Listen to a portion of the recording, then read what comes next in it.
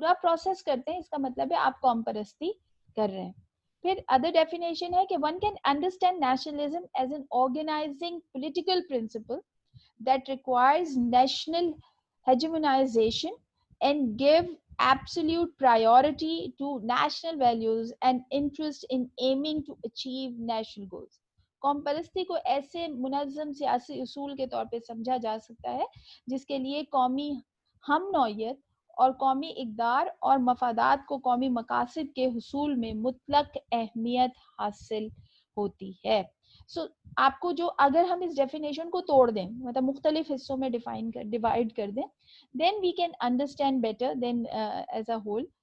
سو جیسے میں نے آپ سے کہا کہ سب number 1 according to this definition nationalism is a political organized political principle, number 1. Number 2 which requires اب وہ کیا کیا حاصل کرنا چاہتے ہیں. number 1 absolute priority to the national values, یعنی اگر ایک گروپ کی کچھ similar values ہیں so that get the priority in a political system. یعنی اگر ایک قوم وہاں رہتی ہے تو اس قوم کے جو بھی اس کی ایک جیسی اقدار ہیں اخلاقیات ہے اس کو جو ہے سب سے زیادہ امپورٹنس دی جائے گی. نمبر 2 اس کے ذریعے وہ کیا کیا حاصل کریں گے. their national interest, common interest, یعنی جو جو ان کے سب کے مشترکہ مفادات ہیں وہ حاصل کیے جائیں گے اور اسی کے ساتھ ساتھ اسے کس طریقے سے اسے کنسیڈر کیا جائے گا ایز اے نیشنل گول, یعنی وہ پھر پوری قوم کا مقصد حیات بنا دیا جائے. تو اگر ایسا کیا جاتا ہے تو اس مطلب ہے کہ یہ قوم پرستی ہو رہی ہے. اگر ہم اس سینس میں قوم پرستی کو دیکھتے ہیں تو ہمیں پتہ چلے گا کہ جو قوم پرستی ہم آج تک سمجھتے آئے ہیں یہ تو اس سے بالکل مختلف ہے. ہم جس طریقے سے قوم پرستی سب سے پہلے ہمارے لیے نیگیٹو ورڈ ہے اور اس نیگیٹیوٹی کی سب سے بڑی وجہ یہ ہے کہ کیونکہ ایک قوم کے رہنے والے لوگ اپنے گروپ کو سپورٹ کرتے ہیں تو ہمارے لیے وہ قوم پرستی ہو رہی ہوتی ہے اور ہم اسے بہت ہی نیگیٹو ایلیمنٹ میں دیکھ رہے ہوتے ہیں. حالانکہ وہ قوم پرستی ہے ہی نہیں, وہ تو ایتھنیسٹی ہے, وہ تو نسلی گروہیت ہے. قوم پرستی میں تو یہ ہے ہی نہیں. قوم پرستی تو یہ کہہ رہی ہے کہ بھائی آپ اسے پولیٹیکل مینس کے طور پر استعمال کریں اور اسے ایز اے پرنسپل یوز کر کے اپنے کامن آبجیکٹیوز کو پورا کریں. یعنی آپ کے جو مشترکہ مقاصد ہیں وہ سارے حاصل ہوں اور جب وہ سارے مشترکہ مقاصد سب کے ہوں گے تو سب کو فائدہ ہوگا. تو قوم پرستی کا یہ شکل ہم نے اس سے پہلے نہ تو پڑھی ہے نہ ہم نے دیکھی ہے. تو ہم دیکھتے بھی ہیں کہ دنیا میں جس قسم کی قوم پرستی استعمال ہو رہی ہے آج کل تو وہ تو ایتھنزم ہے, وہ نیشنلزم ہے ہی نہیں. لیکن ہم اتنے کنفیوز ہو چکے ہیں لہٰذا ہم ایتھنزم اور نیشنلزم میں ڈفرینشیٹ کرنا ہی نہیں ہمیں سمجھ ہی نہیں آتی کہ کہاں سے ہم نیشنلزم سے باہر نکل جاتے ہیں اور ہم ایتھنزم میں گھس جاتے ہیں, یعنی ہم وہ نسلی گروہیت میں چلے جاتے ہیں. حالانکہ ہم اپنی پہچان کروا چکے ہیں بطور نیشن کے. جب ہم نے قوم کے بطور قوم کے اپنی پہچان کرا دی تو اب ہمیں تو قوم پرستی یہ والی کرنی ہے جو ہم نے ان ڈیفینیشنز میں پڑھی ہے. لیکن ہم کیونکہ ہمیں پتہ ہی نہیں ہے لہٰذا ہم اس چیز کی طرف بڑھتے ہی نہیں. اب آ جاتے ہیں کہ وہ جو لاسٹ ورڈ تھا آخر کا آپ نے پڑھا national goal, in aiming to achieve national goal. اب نیشنلزم کا جو سب سے بڑا گول ہوتا ہے, مقصد ہوتا ہے, یاد رکھیے قوم پرستی کا جو یہ والی ویسٹرن کانسیپٹ ہے نیشنلزم کا, اس کا جو مین نیشنل گول ہے وہ ہے to achieve the nation state, یعنی ایک ایسا ٹیریٹوریل یونٹ حاصل کر لینا جہاں پر آپ اپنے political principles, political objectives and political جو ایمز ہیں اس کو کمپلیٹ کر سکے as a nation by using the nationalism. So you need a territory. So how you can get the nation state? Only by the principle of nationalism. It is the most modern phenomena of 19th century. یہ 19ویں صدی کا سب سے زیادہ سمجھے high rated جو ہے ideology تھی. اور اسے آئیڈیالوجی اس لیے کہا جاتا ہے کہ اس وقت بھی دنیا میں 99% نیشنز جو ہیں 99% کنٹریز جو ہیں وہ نیشن اسٹیٹ ہے. اور میں نے آپ کو تھاٹ تھیوری اور آئیڈیالوجی کا فرق سمجھایا تھا. ہم آئیڈیالوجی کا لفظ استعمال ہی کسی نظریے کے لیے, کسی تھیوری کے لیے اس وقت کرتے ہیں جب ہم استعمال ہی اس وقت کرتے ہیں جب ہم اس کے ذریعے کچھ حاصل کر چکے ہوں. So what the world get by the nationalism? Nation states. A nation state is a new type of a state. سب سے پہلی چیز یہ سمجھ جائیے کہ قومی ریاست وہ پرانے زمانے کی ریاست نہیں ہے. It is a new type of a state which based on the bonds of nationalities such as common religion, language, custom, etc. And it is strengthened by national boundaries. اچھا اگر اس میں آپ دیکھیں تو کچھ چیزیں پرانی ہیں لیکن کچھ ایک آدھ چیز بالکل نہیں ہے. قومی ریاست ایک جدید ریاست ضرور ہے جو قومیت کے اصولوں پر قائم ہوتی ہے. اب قومیت کے اصول کیا ہیں؟ اصول تھوڑی چینج ہوں گے, اصول تو وہی ہیں جو آبجیکٹیو ڈیفینیشن میں ہم نے آپ کو بتایا تھا کہ common language, common religion and common heritage, tradition اور کسٹمس. جب آپ یہ حاصل کر لیتے ہیں تو اس کے ساتھ جو ایکسٹرا چیز آپ کے پاس شامل ہوتی ہے وہ ہے نیشنل باؤنڈریز. آپ جانتے ہیں کہ نیشن اسٹیٹ سسٹم جو ہے یا قومی ریاست ہے یہ کس سسٹم کے بعد آئی ہے؟ یہ کلونیل اسٹیٹ سسٹم کے بعد آئی ہے, جس کے اندر ایک ملک برطانیہ یورپ میں ہوتے ہوئے اس کا جو ٹیریٹری تھی وہ کون کون سی جگہ تھی, وہ سب کانٹیننٹ تھا, وہ ساؤتھ افریقہ تھا, وہ آسٹریلیا تھا, وہ نیوزی لینڈ تھا, وہ کینیڈا تھا, وہ امریکہ تھا. تو ان کی کوئی باؤنڈری ہی نہیں تھی, تو وہ جہاں جاتے تھے قبضہ کر لیتے تھے اور اس کو اپنی کالونی بنا کر اپنے ملک کا حصہ ڈکلیئر کر لیتے تھے. تو ایسے سسٹم کو ختم کر کے ایک ایسا سسٹم لایا گیا جس میں ایک ایسا ٹیریٹوریل یونٹ ہوگا جس کی ایک لینگویج ہوگی. تو آپ جانتے ہیں کہ جب انگلینڈ سب کانٹیننٹ پہ قبضہ کیا ہوا تھا تو سب کانٹیننٹ کی لینگویج تو انگریزی نہیں تھی, تو انہوں نے ان کی کامن لینگویج نہیں تھی, نمبر 1. نمبر 2 ان کا کامن ریلیجن نہیں تھا, وہ کرسچن تھے, یہاں کے لوگ کرسچن تھے ہی نہیں, یا تو ہندو تھے یا مسلمان تھے. تو یہ علاقہ ان کا کیسے ہو سکتا اور یہ آبادی ان کی قوم کا حصہ کیسے ہو سکتی تھی سوال. اور پھر کسٹم ٹریڈیشن تو بالکل ہی الگ تھے. تو نیشن اسٹیٹ کے لیے اگر ہم دیکھیں تو انہوں نے کیا کیا چیزیں کسٹمری کر دی, اسینشیل کر دی, کہ ایک تو ٹیریٹوریل یونٹ ہوگا جس کی اپنی باؤنڈریز ہوں گی, نیشنل باؤنڈریز, اور اسے جو ہے ریکگنائز کیا جائے گا, یعنی دنیا تسلیم کرے گی اور اس کے اوپر اس کے اندر داخل ہونے کی کوشش نہیں کرے گی, نمبر 1. اور اس باؤنڈریز کے اندر رہنے والے لوگ کیسے ہوں گے؟ They have a common religion, common language and common custom. تو اب یہ 4 چیزیں ہو گئی. Number 1 they have a common territory کیونکہ اس کی باؤنڈریز کے اندر وہ رہ رہے ہیں. Number 2 they have a common religion or a common language or a common custom. So جب یہ چیزیں ہوں گی تو ایک قوم, وہ جگہ جو ہے وہ قومی ریاست کہلائے گی اور اس کے اندر رہنے والے لوگ ایک قوم کہلائیں گے, اور جس نظریے کے تحت وہ ایک قومی ریاست حاصل کر چکے ہوں گے وہ نظریہ قوم پرستی کہلائے گا. آئی ہوپ آپ کو یہ سمجھ میں آ رہا. آگے چلتے ہیں. جو سیکنڈ اس کی نیشن اسٹیٹ کی ڈیفینیشن ہے وہ یہ ہے کہ a nation state is a state or a country that has defined borders and territory. یعنی قومی ریاست ایک ایسی ریاست یا ملک ہے جس کا واضح علاقہ ہے اور سرحدیں بھی واضح ہیں. اگر اس کی باؤنڈریز ڈیفائنڈ نہیں ہے, it means there is something wrong in it or there is some dispute between the along the borders or between the two countries. ٹھیک. تھرڈ ہے کہ in a nation state almost everyone speak the same language, practice the same or a similar type of religion and have same customs and cultural values. اچھا, جو آج کل کی قومی ریاستیں ہیں نا, ہم ان میں کہیں کہیں یہ ساری چیزیں ایک ساتھ نہیں دیکھتے, لیکن ہم کہیں کہیں یہ ایگزیکٹ یہ ساری چیزیں ہم دیکھتے ہیں.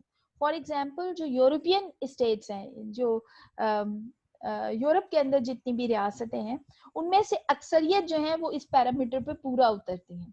جو باقی دنیا کی ریاستیں ہیں نا, جیسے ہم ہیں, ہندوستان ہے, اور بنگلہ دیش ہے, سری لنکا ہے, یہ سارے ملک جو کالونیل دور سے آزاد ہوئے ہیں وہ بیسکلی ابھی تک ایک ٹرانزیٹری موڈ میں ہیں, یعنی وہ ایک سسٹم سے دوسرے سسٹم میں چینج ہونے کی لیے کوششیں کر رہے ہیں. تو یاد رکھیے کہ ایک قوم کی پہچان 50 60 70 سالوں میں نہیں ہوتی ہے کبھی بھی. میں نے شروع میں بھی آپ کو پہلے کلاس میں بھی یہ بات پڑھائی ہے کہ یہ جو شروع کے 100 سال ہوتے ہیں نا, اسے پیریڈ آف انفینسی کہا جاتا ہے قوموں کی زندگی میں اور ریاستوں کی زندگی میں. یعنی ملکوں کی زندگی میں شروع کے 100 سال تو ان کی بچپنے یا طفل, وہ کہتے ہیں نا چائلڈہڈ پیریڈ ہے, ٹاڈلر پیریڈ ہے, جس کے اندر آپ چیزیں سیکھ رہے ہیں, آپ غلط کر رہے ہیں, انہیں ٹھیک کر رہے ہیں, لڑائیاں ہو رہی ہیں آپ کی, آپ ایک سسٹم اڈاپٹ کرتے ہیں, پھر نہیں چلتا, پھر دوسرا سسٹم اڈاپٹ کرتے ہیں, پھر نہیں چلتا. سیکھنے کا پیریڈ ہے یہ بیسکلی. تو ایسے پیریڈ کو ٹرانزیٹری پیریڈ کہا جاتا ہے, کیونکہ اس کے اندر آپ اسٹرینتھن تو ہو ہی نہیں سکتے, کیونکہ آپ کو پتہ ہی نہیں ہے کہ کون سی چیز آپ کو سوٹ کرتی ہے. تو جیسے جیسے آپ پریکٹس کرتے جاتے ہیں ویسے ویسے آپ کو پتہ چلتا جاتا ہے, اور پھر آپ آہستہ آہستہ مضبوط ہوتے جاتے ہیں. اور اس کے لیے سب سے پرائم ایگزامپل دی جاتی ہے یونائٹیڈ اسٹیٹس آف امریکہ کی, کیونکہ آج United States of America super power ہے, مگر آج سے 200 سال پہلے جب وہ بنا تھا اور اس کے تقریباً 80-90 سال تک وہ صرف آپس میں خانہ جنگیاں کرتے رہتے, لڑتے رہتے. ان کے اندر وہ کالوں کو تو 1880 میں تو ان کو امریکہ کا شہری کا درجہ دیا ہے, ان کی غلامی کا خاتمہ کیا گیا ہے. تو آپ اس سے اندازہ لگائیے کہ کتنا لمبا پیریڈ انہوں نے لیا اپنے آپ کو اسٹیبل کرنے میں, اور اس کے بعد جب وہ اسٹیبل ہو گئے تو وہ اب دنیا کی سب سے بڑی طاقت بن کر سامنے آ گئے باوجود تمام مسائل کے. سو قومی ریاست ایک ایسی ریاست ہے جس کے واضح سرحدیں ہیں, واضح علاقہ ہے, اور اس کے اندر رہنے والے لوگ جو ہیں وہ ایک ہی زبان بولتے ہیں اور تقریباً ایک ہی طرح کے مذہب کی پیروی کرتے ہیں. کہیں کہیں ایسا ہے کہ مذہب کی پیروی الگ ہے, لیکن وہ مائنورٹی اور میجورٹی کا ڈفرنس آ جاتا ہے, اور ان کی روایات بھی قریباً ایک جیسی ہی ہوتی ہیں.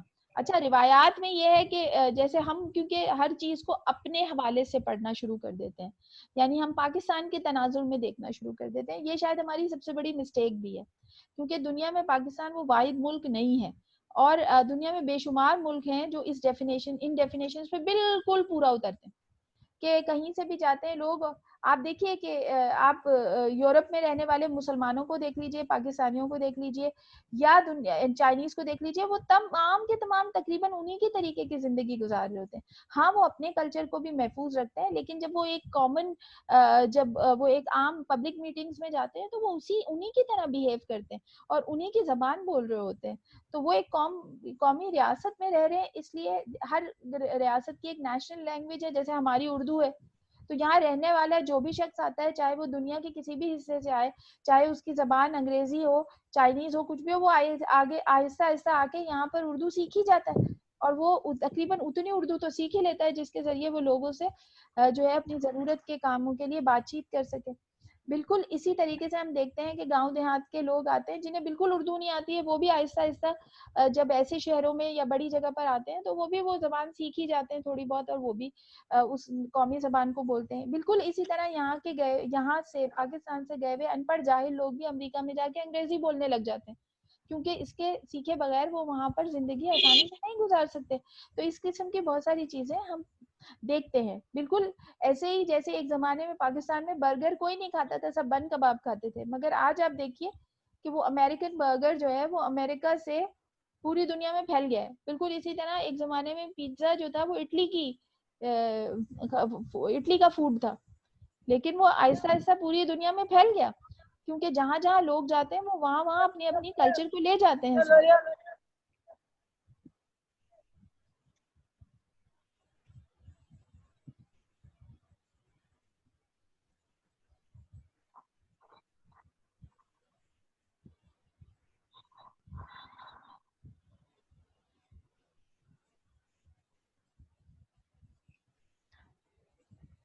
آگے چلتے ہیں. اب آپ کو جو چیز اسینشیل سمجھانی ہے وہ ہے, کیونکہ ہم نیشن اسٹیٹ سسٹم پڑھیں گے, لہٰذا ہمیں کچھ بیسک ایلیمنٹس ہیں نیشن اسٹیٹ کے, وہ سامنے آپ کے لے کے آنے ہیں. سو یہ 4 ایلیمنٹس ہیں جو کسی بھی ایک قومی ریاست میں ہونا لازمی ہے. Number 1, define borders and territories. Number 2, same type of people existence, یعنی ایک ہی طرح کے لوگوں کا وہاں پر رہنا, رہائش پذیر ہونا. دین آرگنائز بائی ریس اور بیک گراؤنڈ, نسل یا خاندان کی بنیاد پر پہچانے جاتے ہوں اور جنرلی عمومی طور پر ایک زبان بولتے ہوں، اس کے اندر فرق ہو سکتا ہے. جہاں پر جنرل کا لفظ استعمال کیا جاتا ہے اس کا مطلب ہی یہ ہے کہ وہاں پر ایک سے چیزیں دنیا میں مختلف بھی ہو سکتی ہیں. اب اگر ہم نیشن اسٹیٹ کو ڈیفائن کریں تو ہم دیکھتے ہیں کہ a nation state is a group of people under one government with definite territorial borders, common culture and language. یعنی قومی ریاست افراد کا ایک ایسا گروہ ہے جو ایک حکومت کے تحت مخصوص علاقے اور سرحد میں ایک جیسی ثقافت اور زبان بولنے والے لوگ ہوں. سو عمومی طور پہ ہم پوری دنیا میں دیکھیں تو ریاستوں میں ہمیں اسی قسم کی جو ہے فارمیشن نظر آتی ہے. جیسے فار ایگزامپل اگر ہم چائنا کو لیں تو چائنا میں اگر آپ دیکھیں تو ان کے ڈیفینیٹ بارڈرز ہیں, ان کی ٹیریٹری ہے جو بالکل واضح ہے. آپ لوگوں نے سیکنڈ ایئر میں یہ تمام تفصیلات پڑھی ہے چائنا کے متعلق. اس کے ساتھ وہاں پر چائنیز اوریجن کے لوگ رہتے ہیں, یعنی وہ لوگ چائنیز بولتے ہیں. حالانکہ ہم نے آپ کو پڑھایا تھا اگر آپ کو یاد ہو تو وہاں پر ہان نسل جو ہے وہ سب سے زیادہ ہے, لیکن ہان نسل کے علاوہ بھی دیگر نسلیں موجود ہیں. مگر وہ جو بھی نسلیں ہوں ان کو دیکھنے میں وہ سب چائنیز لگتے ہیں. اسی طرح وہاں پر مینڈرین سب سے زیادہ لینگویج بولی جاتی ہے جسے ہم چائنیز کہتے ہیں.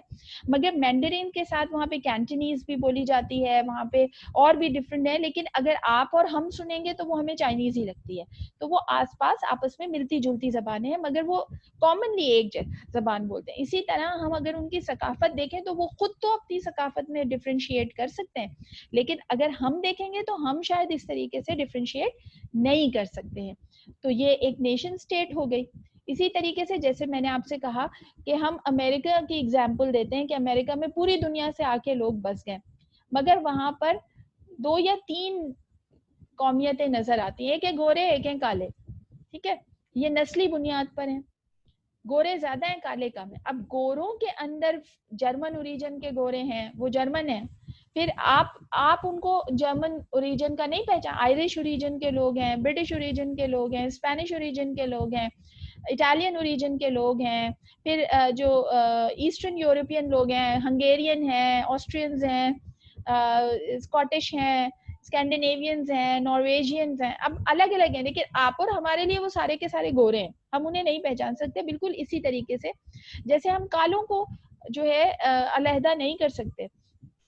روانڈا میں جو ہے جینوسائڈ کرائمز ہوئے because of a base of race, نسل کی بنیاد پر, کہ ہوٹو اور ٹوٹسیز آپس میں لڑ رہے تھے. اب آپ دیکھیے ہوٹو اور ٹوٹسیز تو شاید اپنے آپ کو ڈفرینشیٹ کر سکتے ہیں کہ یہ والا جو ہے یہ ہوٹو اور یہ ٹٹسی ہے, لیکن آپ کے سامنے وہ سارے کالے کالے ہی نہ لگیں گے, آپ کو ان میں فرق کر کے دکھا دے کوئی.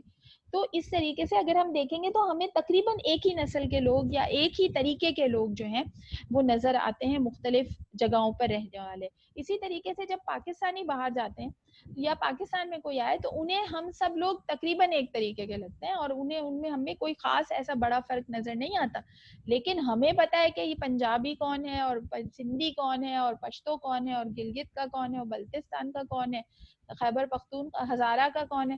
تو ہم لوگ یہ ڈفرینسیشن کر سکتے ہیں. بالکل اسی طرح دیگر اقوام میں بھی ایسے موجود ہیں, مگر as a whole nation because ان کی پولیٹیکل آئیڈیالوجی سیم ہے, لہٰذا ان کا نیشنلزم جو بیس کرتا ہے وہ ان کے پولیٹیکل آئیڈیالزم کے بیسس پر ہے, جس کی وجہ سے وہ نیشنلزم ٹرانسفارم ہو گیا انٹو پولیٹیکل آئیڈیالزم اور اسی کی بنیاد پر وہ ایک قوم بن گئے. تو انٹرنلی وہ اپنے آپ کو ڈفرینشیٹ کرتے ہیں مگر ایکسٹرنلی وہ اپنے آپ کو as a one nation identify کراتے ہیں, اور اسی یہ ان کی بقا کی, یہ ان کے لیے سروائیول ہے. اگر وہ ایسا نہیں کریں گے تو ان کا ملک اندر سے ٹوٹ پھوٹ جائے گا, جیسے کہ یوگوسلاویا ٹوٹا. یوگوسلاویا یورپ کا ایک ایسا ملک تھا جہاں پر تقریباً 6-7 الگ الگ قومیں رہا کرتی تھیں, اور ان میں سربینز ایک بہت بڑی قوم تھی, پھر بوسنینز الگ تھے, پھر چیک الگ تھے. پھر ہم نے دیکھا کہ آہستہ آہستہ یہ سب لوگ after the disintegration of Soviet Union یہ سب آپس میں ڈس انٹیگریٹ ہو گئے اور یہ 6 الگ ملک بن گئے. اور وہ سب ملک اگر ہم اور آپ دیکھیں گے تو ہمیں ایک ہی لگتے ہیں اور ان کی زبان بھی ہمیں ایک ہی لگتی ہے, لیکن ان کے اندر کیونکہ وہ ڈسپیرٹی اتنی بڑھ گئی اور وہ ایک ملک کے طور پر رہنے کے مطلب برداشت ہی نہیں کر سکے, لہٰذا اس کا نتیجہ ہم نے دیکھا کہ یہ نکلا کہ وہ جو ہے 6 الگ ملکوں میں 6 الگ نیشن اسٹیٹس میں تقسیم ہو گئے. تو اگر ڈسپیرٹی ہوتی ہے تو اس کا نتیجہ مور نیشن اسٹیٹ ہو جاتا ہے. تو یہ نیشن اسٹیٹ سسٹم کی خاصیت تھی کہ اگر کوئی اس کے لیے لڑ بھی رہا ہے تو ایسا نہیں ہوگا کہ وہ کوئی اور اسٹیٹ سسٹم میں چلا جائے گا, وہ مزید ایک اور قومی ریاست ہی تشکیل دے گا. آگے آ جاتے ہیں کہ اب ان دونوں چیزوں کو تھوڑا سمجھنے کی ضرورت ہے, nationalism and nation state. So Anthony Giddens said a nation only exists when a state has a unified administrative reach over the territory over which its sovereignty is claimed. دیکھیے بہت اچھی بات اور بہت اچھی ڈیفینیشن ہے یہ کہ ایک قوم اس وقت ہی قائم رہ سکتی ہے جب ایک منظم انتظامیہ ریاستی علاقے پر مقتدر حیثیت رکھتی. اچھا, انٹل آپ یہ سمجھ لیجئے کہ اگر ایک ریاست میں کوئی بھی سوورن پاور نہیں ہے, اس ریاست کا قائم رہنا بہت مشکل ہو جاتا ہے, کیونکہ سوورن پاور جو ہے وہ سوسائٹی کو آرگنائز کر دیتی ہے. اگر سوسائٹی میں کوئی آرگنائزیشن یونٹ نہ ہو تو سوسائٹی جو ہے وہ انارکی میں تبدیل ہو جاتی ہے. تو وہ کہتے ہیں کہ ایک قوم, if you are a one nation, you need a nation state. And you can get the nation state by the concept of nationalism, by the movement of solidarity. Only then you can be a one nation. And then next is only nations which have their own state can be described as nation states. یعنی دنیا میں ایسی قوم کی کوئی پہچان نہیں ہوتی ہے اور کوئی شناخت نہیں رہ جاتی ہے جن کے پاس اپنی کوئی قومی ریاست موجود نہ ہو. اس کی پرائم ایگزامپل ہے ہمارے پاس فلسطین کی. ہم دیکھ رہے ہیں آہستہ آہستہ ہمارے ذہنوں سے فلسطینی قوم ختم ہوتی جا رہی ہے, اور اس کی سب سے بڑی وجہ یہ ہے کہ they do not have any state for them. اگر ان کے پاس ایک ریاست بن جاتی ان کی تو وہ بے شک چھوٹی سی ہوتی, like Montenegro, like Monaco, میں نے چھوٹی ریاستوں کی بات کی, but they can be identified as a nation. So نہیں پہچان ہے ان کو. پھر ہم دیکھتے ہیں کہ کشمیریوں کو, ہمارے سامنے کی ایگزامپل ہے کہ پٹ رہے ہیں, مر رہے ہیں, کوئی پوچھ بھی نہیں رہا. تھوڑے عرصے تک پاکستان نے شور مچایا, اب تو ہم بھی نہیں شور مچا رہے کہ لاک ڈاؤن ہے, وہاں پہ لاک ڈاؤن ہے, کیونکہ پوری دنیا میں ہی لاک ڈاؤن ہو گیا. انڈیا نے اچھا چال چلی کہ انہوں نے پہلے لاک ڈاؤن ایک علاقے میں کیا, اس کے بعد کرونا آ گیا پوری دنیا میں اور سب نے لاک ڈاؤن ہو گیا. تو ہم دیکھتے ہیں کہ یہ بھی بالکل ٹھیک بات ہے کہ if you want to identify as a nation you must need a nation state. So it means you need an ideology of nationalism. And then Adam Smith said that nation state are states claiming to be nations. یعنی قومی ریاستیں ایسی ریاست ہوتی ہیں جو اپنے آپ کو قوم ہونے کا دعویٰ کرتی ہیں. اب وہ ایک قوم نہیں ہے, جیسے پاکستان میں ایک سے زیادہ قومیتیں آباد ہیں, مگر ان سب کے ساتھ ہم پاکستانی قوم ہیں. کیوں ہیں؟ بیکاز وی ہیو اے قومی ریاست, ہمارے پاس پاکستان نیشن اسٹیٹ ہے. So because of nation state we identify as a nation. Similarly America has American same بالکل, یہ ہمارا پاکستان اور امریکن ایک طریقے سے پہچانے جا سکتے ہیں because America have a nation state, so that's why they are a American nation. Then the modern nation state owes historical fact that it's Western European antecedent. دیکھیے آپ یاد رکھیے کہ یہ جو جدید قومی ریاست ہے یہ مغربی یورپ سے ہی منسلک ہے.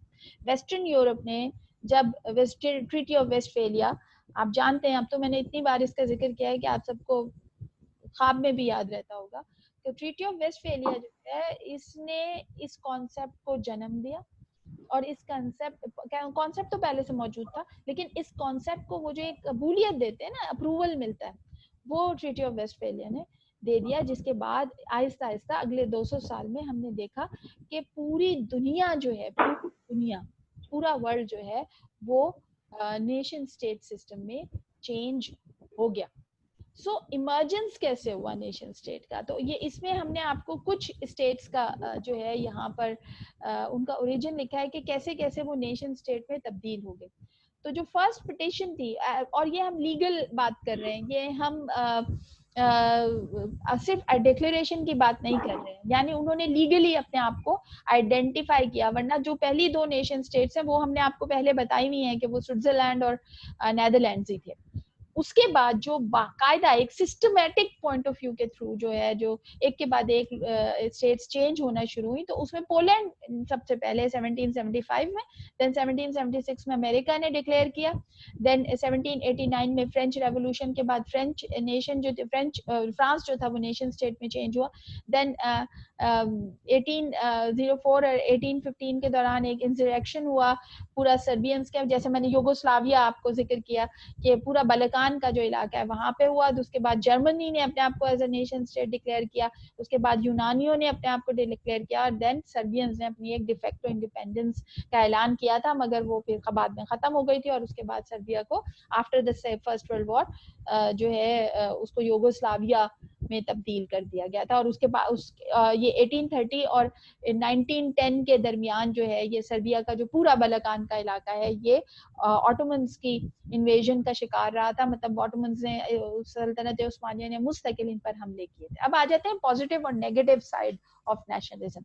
سو پازیٹیو جو میرٹس ہیں اس کے, ان میں جو پہلی چیز ہے وہ یہ ہے کہ نیشنلزم آپ کے دیکھیے, یاد رکھیے دنیا میں جتنی بھی آئیڈیالوجیز ہیں وہ سب کے سب پوری ٹھیک نہیں ہے, ان میں جو کچھ فائدہ حاصل ہوتا ہے اور بہت ساری چیزوں میں فائدہ نہیں بھی حاصل ہوتا. تو اس کا جو پہلا, اس کی جو سگنیفیکنٹ پوائنٹ ہے, جو پازیٹیو پوائنٹ یہ ہے کہ nationalism is very helpful in liberating the country from foreign yoke. ہم نے دیکھا کہ پوری دنیا میں جو آزادی حاصل کی گئی, ساری دنیا میں آپ دیکھیں, چاہے پاکستان ہم نے حاصل کی, چاہے انڈیا نے حاصل کی, چاہے مڈل ایسٹ کی جتنی بھی کنٹریز ہیں, افریقان کنٹریز ہیں, جو ایک چیز کامن ہے ان سب میں, وہ ان کا نیشنلزم ہے. تو نیشنلزم کی بنیاد پہ, قوم پرستی کی بنیاد پر ہم سب نے اپنے اپنے ملکوں کو حاصل کیا ہے. دین نمبر 2 ہے it leads to the social unit. یہ ایک سوسائٹی کو جو ہے نا, لوگوں کے گروہ کو ایک سوشل یونٹ میں تبدیل کرنے میں بھی اہم کردار ادا کرتی ہے. اس کی ایگزامپل ہم آپ کو, ویسے تو تھوڑی سی نیگیٹو ہے لیکن میں آپ کو پازیٹیولی ایگزامپل دیکھوں کہ لنڈن سے فون آتا تھا, پورا کراچی آپ کو پتا ہے مطلب بند بھی ہو جاتا تھا اور کھل بھی جاتا تھا. تو it can be derive the nation in the group of people in a social unit. Then it leads to the spirit of heroism and self-sacrifice. ہم دیکھتے ہیں, ہم بڑی وہاں پہ گاندھی ازم ہے انڈیا میں, پاکستان میں قائد اعظم کی بہت تعریف ہوتی ہے. اس کے علاوہ آپ دیکھتے ہیں کہ انڈیا میں بہت سارے ایسے لوگوں کو ہیرو بنا کے, بھگت سنگھ کو بہت جو ہے, اور پاکستان میں جو ہے وہ غازی علم دین شہید کو اس کا بہت کریڈٹ دیتے ہیں. یہ نیشنلزم کی وجہ سے ہے. نیشنلزم کے دوران جتنے بھی ہیرو سامنے آتے ہیں جو اپنے آپ کو, اپنی زندگی کو قربان کرتے ہیں یا لوگوں کو موٹیویٹ کرنے کے لیے سامنے ہوتے ہیں, وہ اٹرنل ہیرو بن جاتے ہیں, اور ان کے سیکریفائس کو جو ہے وہ بہت ہی آئیڈیلی پیش کیا جاتا ہے, اور لوگ ان جیسا بننے کی کوشش کرتے ہیں. تو یہ پازیٹیو سائڈ ہے اس کی کہ آپ کو ہیرو ملتے ہیں زندگی میں اپنے تبدیلی لانے کے لیے. Then it leads to the economic prosperity, اور اس کی پرائم ایگزامپل چائنا ہے. آپ دیکھتے ہیں کہ چائنا اتنی بڑی اکنامک پاور بنا ہے on the basis of nation. انہوں نے ایک سسٹم, ایک آئیڈیالوجی کو اڈاپٹ کیا اور اس آئیڈیالوجی کے ساتھ اپنی اکانومی کو جوڑ دیا. آپ دیکھ لیجئے کہ چائنیز اکانومی پوری دنیا میں, مطلب کرونا پر انہوں نے ڈیفیٹ کیا ہے, ہم تو مر رہے ہیں یہاں پر. Then it leads to the political unity and stability, اور اس کی ایگزامپل پوری دنیا کی تمام نیشن اسٹیٹس ہیں. ہم سب نے جو قومیت, قوم پرستی جب کہتے ہیں نا ہم پاکستانیت, آپ نے نعرے سنے ہوں گے, سب سے پہلے پاکستان اور اس سے آگے کچھ نہیں ہے. یہ نعرہ ہی پولیٹیکل یونٹی اور اسٹیبل کرنے کے لیے استعمال کیا جاتا ہے. دین ہم اور آپ جو ہیں, جو ہم سنتے ہیں نیشنل انٹرسٹ, ہم بہت ہی زیادہ یہ لفظ سنتے ہیں کہ national interest is prior than any interest, یعنی آپ سب کے مفادات, انفرادی مفادات ایک طرف اور قوم کا مفاد ایک طرف. یہ بھی اس کی پازیٹیو سائڈ ہے کہ آپ کامن آبجیکٹیوز کو حاصل کرنے میں جو ہے آسانی ہوتی ہے اس کے ذریعے. Then nationalism enables the country face the economic and political crisis effectively. اگر آپ کے ملک میں قومی یکجہتی ہے تو کسی بھی قسم کا کرائسس ہو, آپ بہت ہی کامیابی سے اس سے نکل آتے ہیں. اس کی ایگزامپل نیوزی لینڈ ہے. اگر آپ دیکھیں تو نیوزی لینڈ نے کل ڈکلیئر کیا وہاں کے پرائم منسٹر نے کہ اب وہ کرونا فری کنٹری ہے. کیوں؟ کیونکہ وہاں پہ اکنامک اسٹیبلٹی تھی, لہٰذا وہ کسی بھی قسم کے کرائسس سے باقی دنیا کے مقابلے میں زیادہ تیزی کے ساتھ باہر آ گئے. نیکسٹ اب آپ یہاں پہ آ جاتے ہیں. اچھا, اس کی جو جہاں ہم نے اس کی پازیٹیو میرٹس آپ کو دیے, وہاں آپ ڈی میرٹس کرتے ہیں. ڈی میرٹ یہ ہے کہ یہ قوم کے اندر ایگریشن کریٹ کرتے ہیں. بہت آسان ہوتا ہے ایسی جگہوں پہ جہاں پر آلریڈی نیشنلزم کی وائبز موجود ہوں, وہاں اس کو ریسزم میں تبدیل کرنا, جیسے کہ اس کی ایگزامپل امریکہ ہے. سمپل, بہت آسان ہے. کسی کو بھی فوراً 2 قومیں کھڑی ہو جائیں گی, 4 لوگ کھڑے ہو جاتے ہیں, روڈ بلاک کر دیتے ہیں, پوری دنیا جو ہے وہ آج کل پوری دنیا بلیک لائیوز میٹر کر رہے ہیں. مطلب کیا مطلب ہے اس کا؟ کیا باقی جتنے لوگوں کی زندگی میٹر نہیں کرتی ہے؟ ایوری لائف میٹرز نا. لیکن کیونکہ نیشنلزم ہے, کیونکہ نیشنلزم بہت آرام سے ریسزم میں تبدیل ہو سکتا ہے, یہ اس کا ڈرا بیک ہے. تو اس کے اندر آپ دیکھتے ہیں کہ ہمارے سامنے ایگزامپل ہے. Then پھر it encourages colonialism and imperialism.